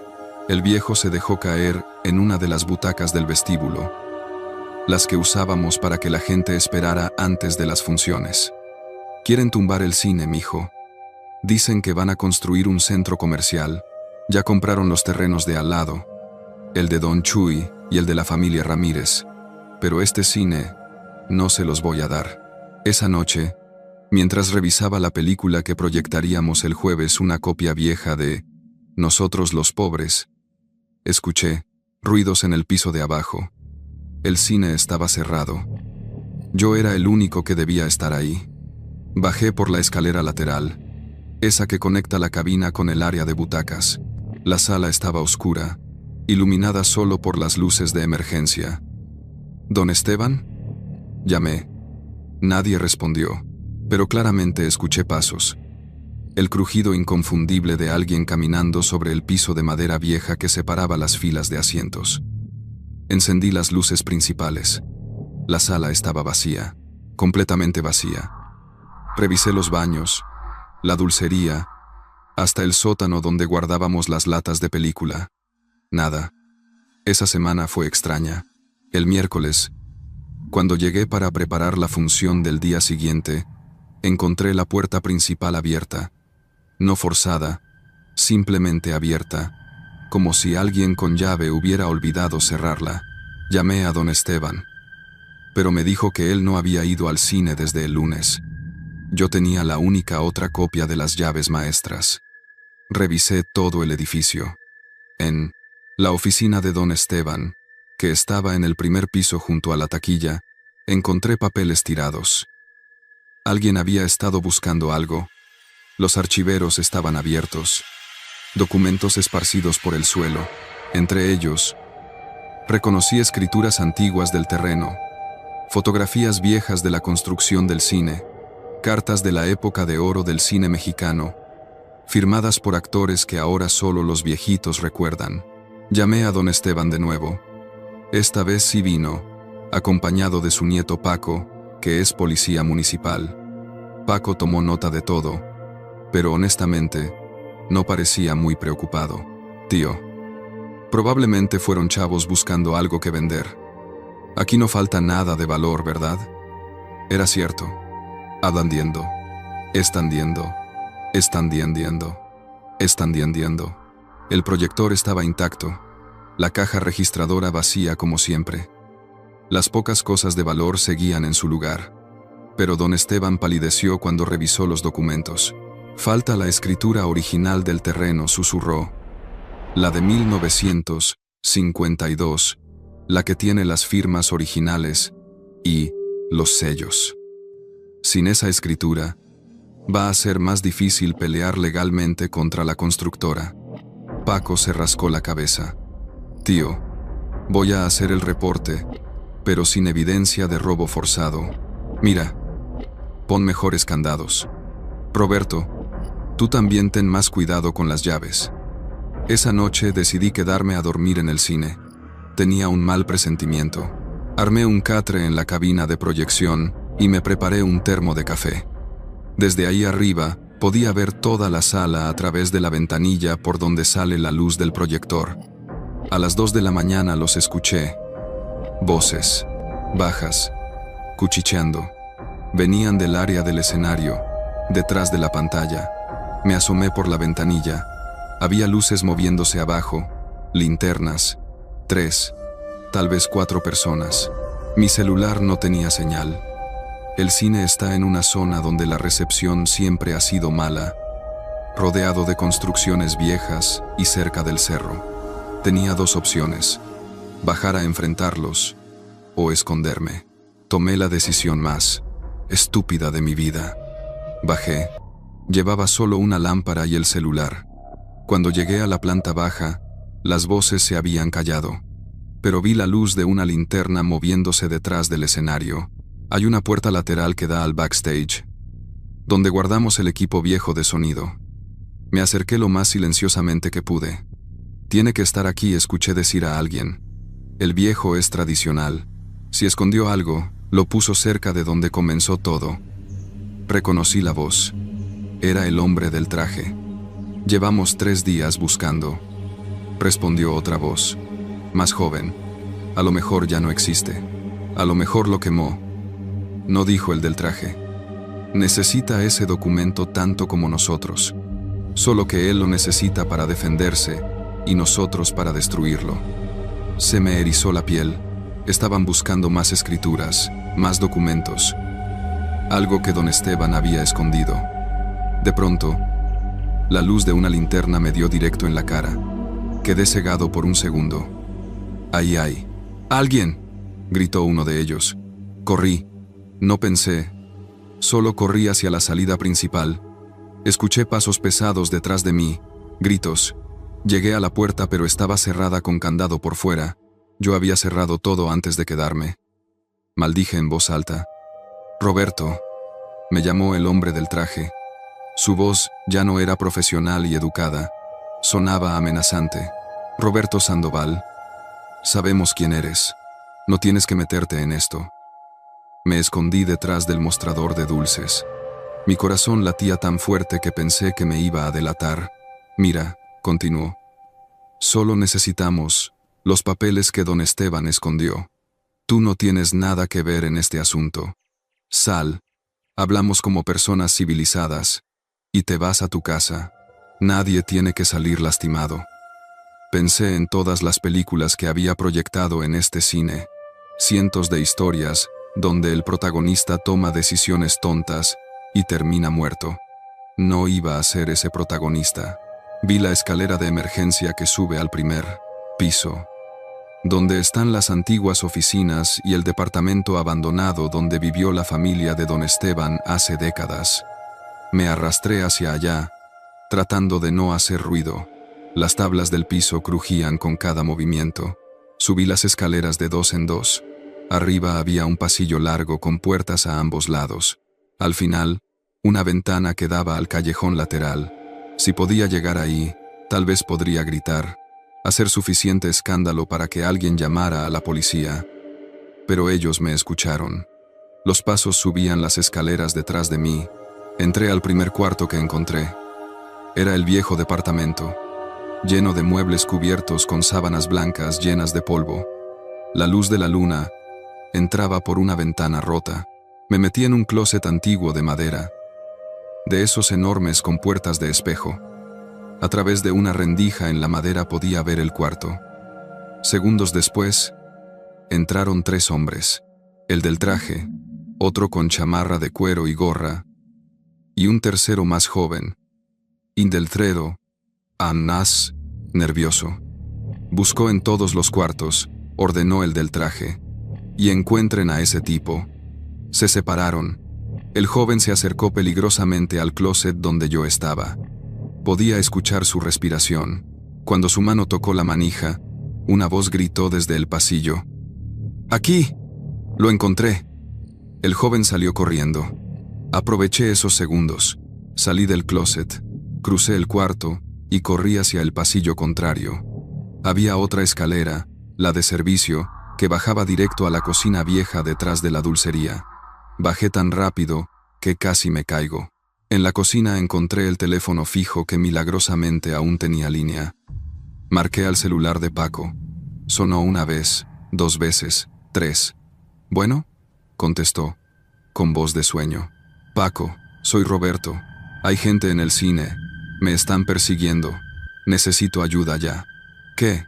Roberto, ¿qué horas son? ¿Estás borracho? No estoy borracho. La gente de la constructora está aquí. Rompieron el cine. Me están. La línea se cortó. Alguien había arrancado el cable de la pared. Me volteé, y ahí estaba el hombre del traje. sosteniendo el cable en su mano. Suficiente, dijo. Simplemente, los otros dos aparecieron detrás de él, bloqueando la única salida. El hombre del traje se acercó despacio, con las manos arriba, como si yo fuera un animal asustado. Roberto, mírame a los ojos, no queremos lastimarte. Pero necesitamos esos documentos. Si don Esteban tiene pruebas de que este terreno tiene protección histórica o algún tipo de concesión antigua, arruinará un proyecto de 50 millones de pesos. ¿Entiendes lo que eso significa? Significa que no pueden robarle su propiedad, dije, sorprendido de que mi voz sonara tan firme. El hombre sonrió, pero sin humor. Propiedad. ¿Qué concepto tan romántico? ¿Sabes cuántos trabajos va a generar ese centro comercial? ¿Cuánto va a crecer este pueblo? Este cine es una reliquia muerta, un cadáver que don Esteban se niega a condarase. Condarase cuandrocundo, cuandarárase, enterrar. No es su decisión. Todo es decisión de alguien con suficiente dinero o suficiente poder, respondió. Y nosotros tenemos ambos. Ahora, dime dónde están los documentos, y esto termina aquí. No sé de qué hablas. Su expresión cambió. Ya no había ni rastro de civilidad. Agárrenlo, ordenó. Los otros dos se abalanzaron sobre mí. Tomé lo primero que encontré, una sartén vieja colgada en la pared, y la lancé. Le dio al joven en la cara, gritó, y se llevó las manos a la nariz sangrante. Eso me dio tiempo de esquivar al otro y correr de nuevo. Esta vez corrí hacia el sótano. Sé, es otra decisión de película de terror estúpida, pero en el sótano había una salida de emergencia que daba al estacionamiento trasero, una puerta de metal que instalaron en los años 70 por regulaciones de seguridad. Si podía llegar ahí, bajé las escaleras. El sótano olía a humedad y película vieja, cajas y cajas de latas con cintas que nadie había visto en décadas. Me guiaba solo con la luz de mi celular. Encontré la puerta de emergencia al fondo. Empujé. Estaba bloqueada por fuera. No susurré. No. Escuché pasos bajando las escaleras. Apagué mi celular y me escondí detrás de una torre de cajas. El olor a moho era insoportable. Las linternas iluminaron el sótano. Los tres hombres bajaron. El joven se sostenía la nariz, que seguía sangrando. Roberto llamó el del traje. Se acabó el tiempo de jugar. Sal ahora, y solo te vamos a encerrar aquí hasta que terminemos. Sigue escondiéndote, y esto va a terminar muy mal para ti. Me quedé inmóvil. Apenas respiraba. Ellos empezaron a revisar el sótano, moviendo cajas, abriendo puertas de cuartos viejos de almacenamiento. Entonces vi algo que me heló la sangre. En una de las cajas cerca de mí, asomaba un folder amarillo viejo. Lo reconocí porque mi padre me había mostrado uno igual hace años. Escrituras, documentos originales del cine. Don Esteban los había escondido aquí, en el último lugar donde alguien buscaría, entre cientos de latas de película olvidadas. El problema era que el folder estaba a medio metro de mi escondite. Si me movía, me verían. Si no me movía, eventualmente me encontrarían. Tomé una decisión. Agarré una lata de película pequeña y la lancé al otro extremo del sótano. Hizo un ruido metálico fuerte al caer. Los tres hombres voltearon sus linternas en esa dirección. «Ahí está», dijo el de la chamarra. Mientras corrían hacia allá, tomé el folder y lo metí dentro de mi chamarra. Luego me moví silenciosamente hacia las escaleras. Casi lo logro. Casi.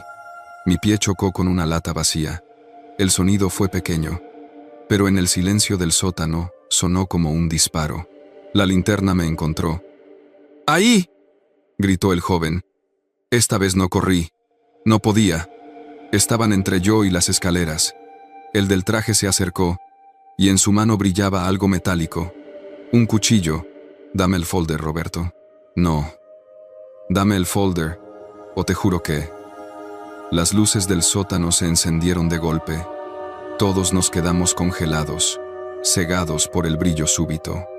Una voz conocida gritó desde arriba: «¡Policía! ¡Manos arriba!». Era Paco, acompañado de 2 policías municipales más. Había llegado después de mi llamada cortada. Los 3 hombres dudaron por un segundo. El del traje miró el cuchillo en su mano. Luego a Paco, luego a mí. Finalmente dejó caer el cuchillo. «Esto es un malentendido. Oficial», empezó a decir. «Somos de una compañía legítima. Tenemos todo el derecho de...». «Tienen derecho a quedarse callados», interrumpió Paco. «Allanamiento, amenazas. ¿Es eso un arma?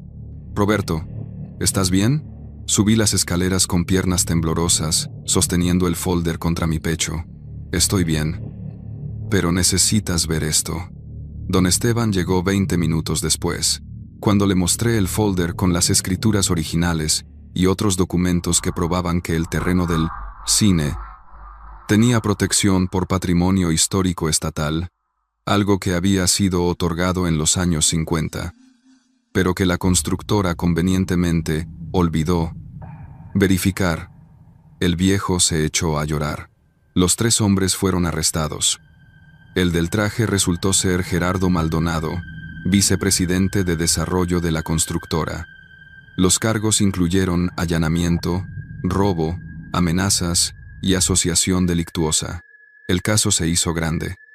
Salió en las noticias regionales. La constructora negó todo conocimiento de las acciones de Maldonado. Lo despidieron y trataron de lavar sus manos del escándalo. El Cine Morelos no solo se salvó, sino que el gobierno estatal decidió restaurarlo como parte de su programa de preservación de patrimonio cultural. Don Esteban vivió para ver la reapertura, aunque murió 6 meses después de un infarto.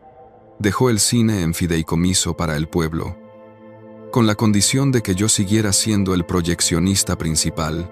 Ahora, 2 años después, el cine está renovado pero mantiene su esencia.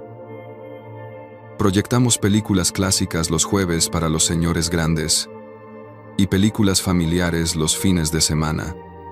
Ya no es un negocio que apenas sobrevive, es un punto de orgullo para San Miguel Canoa.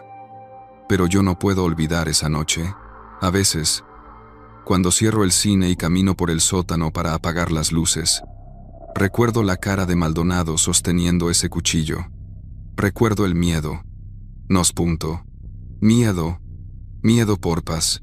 La certeza de que iba a morir ahí abajo, entre latas de película vieja y documentos amarillentos.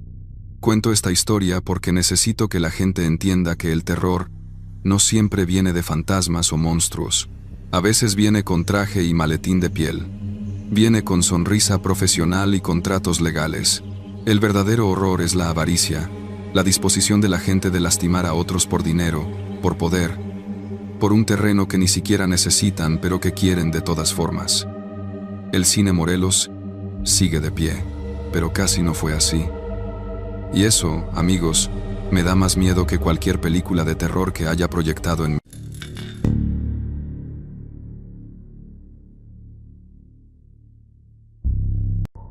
Trabajo como supervisor de obras para una constructora en Guadalajara, pero lo que voy a contarles pasó hace 3 años, cuando me mandaron a inspeccionar un terreno en San Miguel del Monte, un pueblo perdido en la Sierra de Jalisco.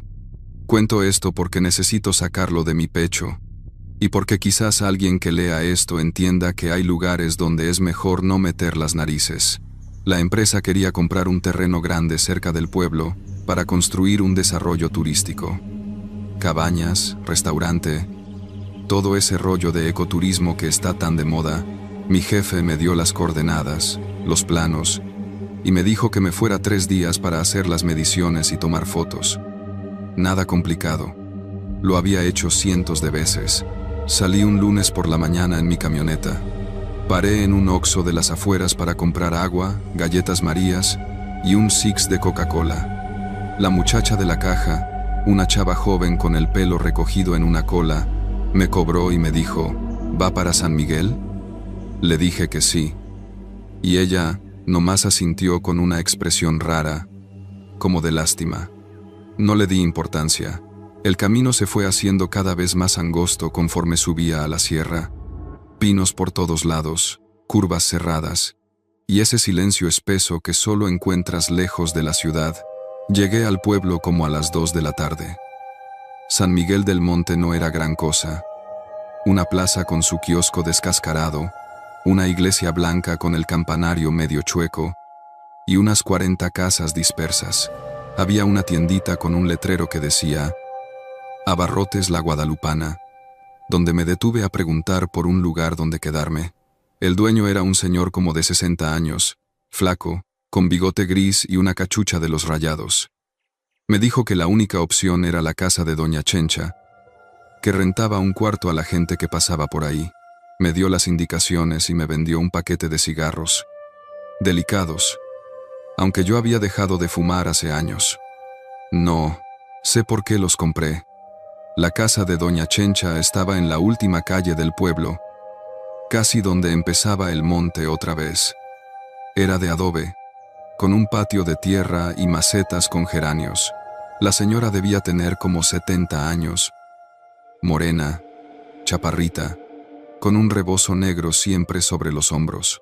Me recibió amable, me mostró el cuarto, una habitación sencilla con una cama de metal, un ropero viejo y un crucifijo en la pared, y me cobró 200 pesos por las 3 noches.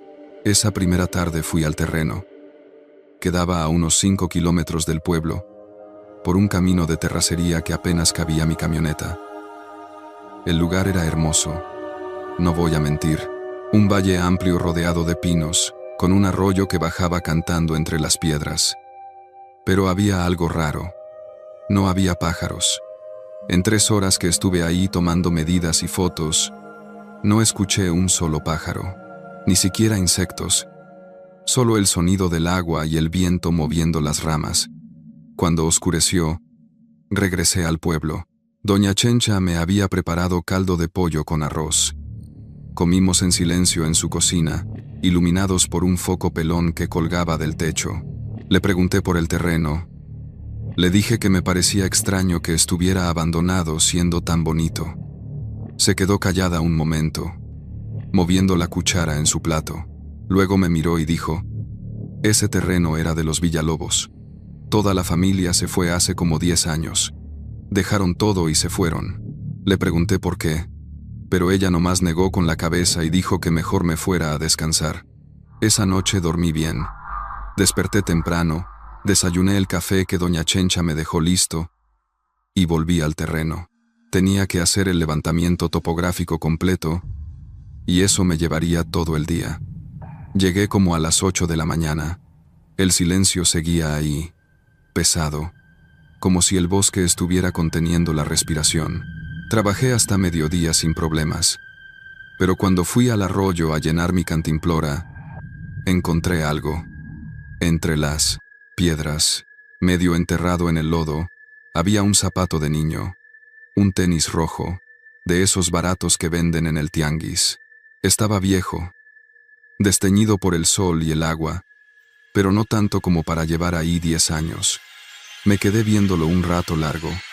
Algo en mi cabeza me decía que lo dejara ahí, que no era asunto mío, pero la curiosidad pudo más. Lo saqué del lodo.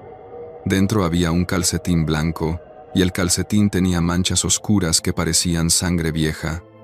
Ahí fue cuando escuché el silbido. Venía de más arriba en el monte, un silbido largo y agudo, como el que hace alguien para llamar a un perro. Me paré derecho, mirando hacia los árboles. No había nadie. El silbido se repitió, esta vez más cerca, y luego otro, y otro, como si varias personas estuvieran rodeándome. Dejé caer el zapato y caminé rápido hacia mi camioneta. Los silbidos seguían, ahora por todos lados, y empecé a escuchar pasos. Muchos pasos, como de gente corriendo entre los árboles, pero sin hablar, sin gritar, solo corriendo. Llegué a la camioneta, subí, cerré los seguros y arranqué. Por el espejo retrovisor vi algo que hasta hoy no puedo explicar. Entre los árboles había gente.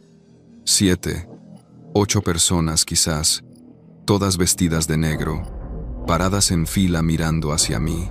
Estaban demasiado lejos para ver sus caras, pero la forma en que se quedaron ahí, completamente inmóviles, me heló la sangre.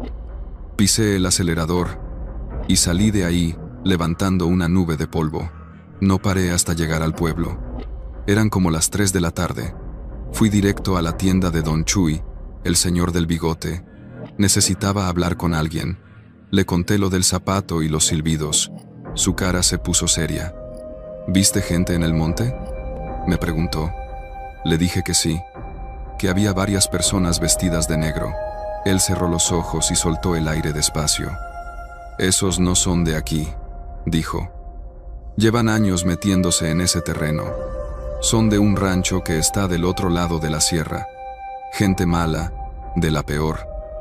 Me explicó que ese rancho era conocido por todos en la región, pero nadie hablaba de él, que ahí pasaban cosas feas, que había desaparecido gente, que la policía nunca hacía nada porque alguien arriba los protegía, que la familia Villalobos se había ido porque su hijo menor, un niño de 8 años, había desaparecido jugando cerca del arroyo.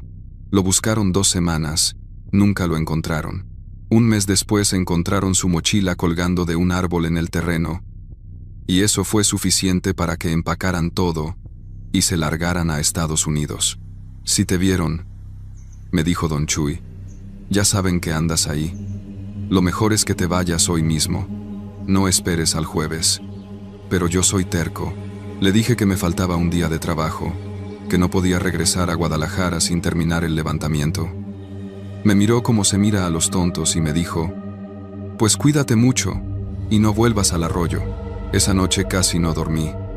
Escuchaba ruidos afuera de la casa de Doña Chencha, pasos en el patio, como si alguien caminara despacio alrededor del cuarto. A las 3 de la mañana escuché que tocaban la ventana. 3 golpes suaves. Toc, toc, toc. Me quedé paralizado en la cama, con el corazón latiéndome en los oídos. Los golpes se repitieron. Tomé mi celular para prender la linterna, pero no tenía señal. Me levanté despacio y me asomé por la cortina. No había nadie afuera, solo el patio vacío bajo la luz de la luna. Al día siguiente, Doña Chencha me sirvió el desayuno sin mirarme a los ojos. Le pregunté si había escuchado algo raro en la noche. Ella siguió cocinando los frijoles y me dijo, aquí todas las noches se escuchan cosas, hijo. Por eso yo rezo mucho. Decidí que terminaría el trabajo, pero me iría al mediodía. No esperaría hasta la tarde. Llegué al terreno como a las 9. Esta vez llevé conmigo un machete que me prestó Don Chuy. Me sentía ridículo, como esos gringos que vienen a México creyendo que es zona de guerra, pero lo cierto es que me daba seguridad tenerlo. Trabajé rápido, terminando las últimas mediciones. No me acerqué al arroyo, pero como a las 11 de la mañana encontré algo más. En la parte trasera del terreno, donde había un claro entre los árboles, alguien había hecho una fogata reciente. Las cenizas todavía estaban tibias. Alrededor había latas de cerveza Tecate vacías, colillas de cigarro y algo que me hizo sentir náuseas. Ropa de niño, una camiseta de Batman, un pantalón corto azul, tirados ahí como si nada. Eso fue todo. Guardé todo mi equipo, tomé el machete y caminé hacia la camioneta. Pero cuando estaba a mitad de camino, escuché un motor, una camioneta lobo negra, con vidrios polarizados, venía por el camino de terracería hacia mí. Se detuvo bloqueando mi salida. Se bajaron 3 tipos. Uno era gordo, con una camisa vaquera y botas picudas. Los otros 2 eran más jóvenes, con camisas de fútbol y gorras. El gordo se me acercó con una sonrisa que no llegaba a sus ojos. ¿Qué onda, compa? ¿Andas perdido?, me dijo. Le expliqué que trabajaba para una constructora, que estaba haciendo un levantamiento del terreno. Él asintió, mirando mi camioneta, mis equipos. ¿Y ya acabaste?, me preguntó. Le dije que sí, que ya me iba.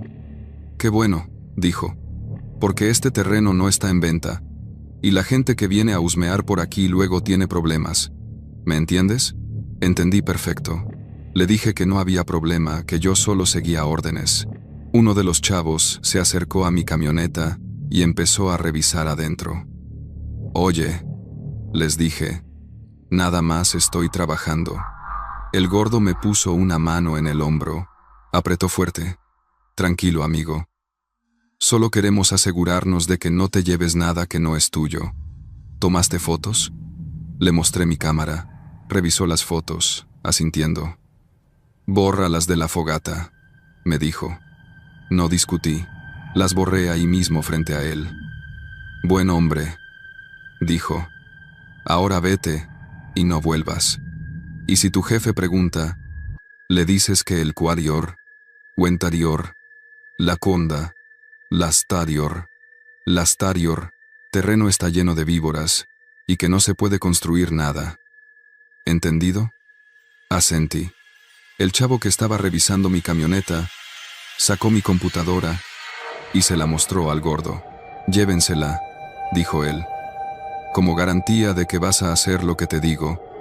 Iba a protestar, pero el gordo me enseñó algo que traía en el cinto, una pistola. Sin problemas, le dije. Se la pueden quedar. Me dejaron subir a mi camioneta. Se hicieron a un lado y me fui de ahí sin mirar atrás. Mis manos temblaban en el volante. No paré en el pueblo. No me despedí de doña Chencha ni de don Chuy. Manejé directo a la carretera y de ahí a Guadalajara sin detenerme más que para cargar gasolina. Cuando llegué a la oficina al día siguiente, le dije a mi jefe que el terreno no servía, que había demasiadas irregularidades en el suelo, que se inundaba con las lluvias, que la inversión no valía la pena. Me creyó. Nunca mencioné a los tipos de la camioneta negra ni lo que había encontrado, pero la historia no termina ahí. 2 semanas después, don Chuy me llamó. No sé cómo consiguió mi número. Me dijo que el día que me fui, en la tarde, llegaron al pueblo preguntando por mí. Querían saber dónde vivía, para quién trabajaba. Don Chuy les dijo que no sabía nada, que yo solo había pasado por ahí de paso. Doña Chencha les dijo lo mismo. Carte por mandas, los tipos se quedaron una noche en el pueblo, preguntando, intimidando. Luego se fueron. Ten cuidado, me dijo don Chuy antes de colgar. Esa gente no olvida. Han pasado 3 años. Cambié de teléfono 2 veces. Me mudé de departamento. Dejé de trabajar para esa constructora. Me mudé. 99. Me mudé. Me mudé. Me mudé. Me mudé. Me mudé. Me mudé. Me mudé. Me mudé. A veces, cuando estoy solo en casa por la noche, escucho silbidos afuera de mi ventana. Toc, toc, toc. 3 golpes suaves. No he vuelto a San Miguel del Monte, y les juro por lo más sagrado que nunca.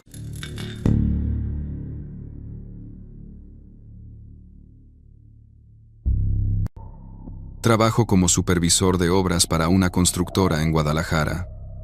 Pero lo que voy a contarles pasó hace 3 años, cuando me mandaron a inspeccionar un terreno en San Miguel del Monte, un pueblo perdido en la sierra de Jalisco. Cuento esto porque necesito sacarlo de mi pecho, y porque quizás alguien que lea esto entienda que hay lugares donde es mejor no meter las narices. La empresa quería comprar un terreno grande cerca del pueblo para construir un desarrollo turístico. Cabañas, restaurante, todo ese rollo de ecoturismo que está tan de moda. Mi jefe me dio las coordenadas, los planos, y me dijo que me fuera 3 días para hacer las mediciones y tomar fotos. Nada complicado. Lo había hecho cientos de veces. Salí un lunes por la mañana en mi camioneta. Paré en un Oxxo de las afueras para comprar agua, galletas Marías y un Six de Coca-Cola. La muchacha de la caja, una chava joven con el pelo recogido en una cola, me cobró y me dijo, ¿va para San Miguel? Le dije que sí, y ella nomás asintió con una expresión rara, como de lástima. No le di importancia. El camino se fue haciendo cada vez más angosto conforme subía a la sierra. Pinos por todos lados. curvas cerradas, y ese silencio espeso que solo encuentras lejos de la ciudad. Llegué al pueblo como a las 2 de la tarde. San Miguel del Monte no era gran cosa. Una plaza con su kiosco descascarado, una iglesia blanca con el campanario medio chueco y unas 40 casas dispersas. Había una tiendita con un letrero que decía Abarrotes La Guadalupana, donde me detuve a preguntar por un lugar donde quedarme. El dueño era un señor como de 60 años, flaco, con bigote gris y una cachucha de los Rayados. Me dijo que la única opción era la casa de doña Chencha, que rentaba un cuarto a la gente que pasaba por ahí. Me dio las indicaciones y me vendió un paquete de cigarros delicados, aunque yo había dejado de fumar hace años. No sé por qué los compré. La casa de doña Chencha estaba en la última calle del pueblo, casi donde empezaba el monte otra vez. Era de adobe, con un patio de tierra y macetas con geranios. La señora debía tener como 70 años, morena, chaparrita, con un rebozo negro siempre sobre los hombros. Me recibió amable. Me mostró el cuarto, una habitación sencilla, con una cama de metal, un ropero viejo y un crucifijo en la pared. Y me cobró 200 pesos por las 3 noches. Esa primera tarde fui al terreno. Quedaba a unos 5 kilómetros del pueblo, por un camino de terracería que apenas cabía mi camioneta. El lugar era hermoso, no voy a mentir. Un valle amplio rodeado de pinos, con un arroyo que bajaba cantando entre las piedras. Pero había algo raro. No había pájaros. En 3 horas que estuve ahí tomando medidas y fotos, no escuché un solo pájaro, ni siquiera insectos. Solo el sonido del agua y el viento moviendo las ramas. Cuando oscureció, regresé al pueblo. Doña Chencha me había preparado caldo de pollo con arroz. Comimos en silencio en su cocina, iluminados por un foco pelón que colgaba del techo. Le pregunté por el terreno. Le dije que me parecía extraño que estuviera abandonado siendo tan bonito. Se quedó callada un momento, moviendo la cuchara en su plato. Luego me miró y dijo, ese terreno era de los Villalobos. Toda la familia se fue hace como 10 años. Dejaron todo y se fueron. Le pregunté por qué, pero ella nomás negó con la cabeza y dijo que mejor me fuera a descansar. Esa noche dormí bien. Desperté temprano, desayuné el café que doña Chencha me dejó listo y volví al terreno. Tenía que hacer el levantamiento topográfico completo y eso me llevaría todo el día. Llegué como a las 8 de la mañana. El silencio seguía ahí, pesado, como si el bosque estuviera conteniendo la respiración. Trabajé hasta mediodía sin problemas. Pero cuando fui al arroyo a llenar mi cantimplora, encontré algo. Entre las piedras, medio enterrado en el lodo, había un zapato de niño. Un tenis rojo, de esos baratos que venden en el tianguis. Estaba viejo, desteñido por el sol y el agua, pero no tanto como para llevar ahí 10 años. Me quedé viéndolo un rato largo. Algo en mi cabeza me decía que lo dejara ahí, que no era asunto mío, pero la curiosidad pudo más. Lo saqué del lodo. Dentro había un calcetín blanco, y el calcetín tenía manchas oscuras que parecían sangre vieja. Ahí fue cuando escuché el silbido. Venía de más arriba en el monte, un silbido largo y agudo, como el que hace alguien para llamar a un perro. Me paré derecho, mirando hacia los árboles. No había nadie. El silbido se repitió, esta vez más cerca, y luego otro, y otro, como si varias personas estuvieran rodeándome. Dejé caer el zapato y caminé rápido hacia mi camioneta. Los silbidos seguían, ahora por todos lados, y empecé a escuchar pasos. Muchos pasos, como de gente corriendo entre los árboles, pero sin hablar, sin gritar, solo corriendo. Llegué a la camioneta, subí, cerré los seguros y arranqué. Por el espejo retrovisor vi algo que hasta hoy no puedo explicar. Entre los árboles había gente. 7, 8 personas quizás, todas vestidas de negro, paradas en fila mirando hacia mí. Estaban demasiado lejos para ver sus caras, Pero la forma en que se quedaron ahí, completamente inmóviles, me heló la sangre. Pisé el acelerador y salí de ahí, levantando una nube de polvo. No paré hasta llegar al pueblo. Eran como las 3 de la tarde. Fui directo a la tienda de Don Chuy, el señor del bigote. Necesitaba hablar con alguien. Le conté lo del zapato y los silbidos. Su cara se puso seria. ¿Viste gente en el monte?, me preguntó.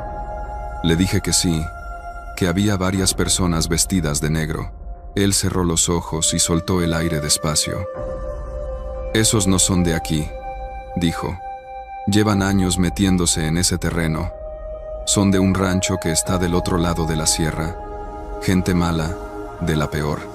Me explicó que ese rancho era conocido por todos en la región, pero nadie hablaba de él, que ahí pasaban cosas feas, que había desaparecido gente, que la policía nunca hacía nada porque alguien arriba los protegía, que la familia Villalobos se había ido porque su hijo menor, un niño de 8 años, había desaparecido jugando cerca del arroyo.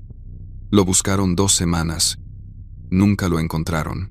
Un mes después, encontraron su mochila colgando de un árbol en el terreno.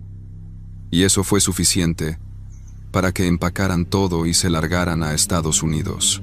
Si te vieron, me dijo Don Chuy, ya saben que andas ahí. Lo mejor es que te vayas hoy mismo. No esperes al jueves. Pero yo soy terco. Bidon dainden, bidon dainden dainden bidon. Bidon dainden bidon. Bidon dainden bidon. Bidon dainden bidon. Le dije que me faltaba un día de trabajo, que no podía regresar a Guadalajara sin terminar el levantamiento. Me miró como se mira a los tontos y me dijo, pues cuídate mucho y no vuelvas al arroyo. Esa noche casi no dormí.